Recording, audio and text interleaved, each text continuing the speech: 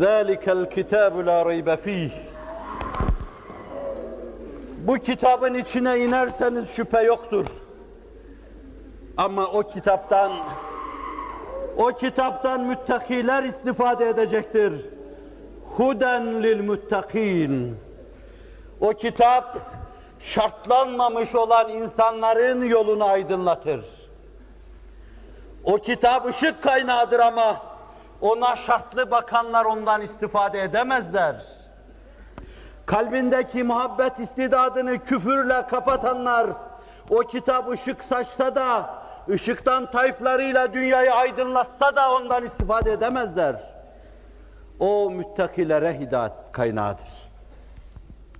Yani Allah'ın himayesine girenlere, Allah'ın vikayesine girenlere, ayat-ı tekviniyede Allah'ın kanunlarından istifade edenlere, Allah'a karşı saygılı olanlara, karşı haşyetle ürperenlere, Allah karşısında iki büklüm olan, sen Allah'ım sen hidayet etmeseydin hidayeti bulamazdık.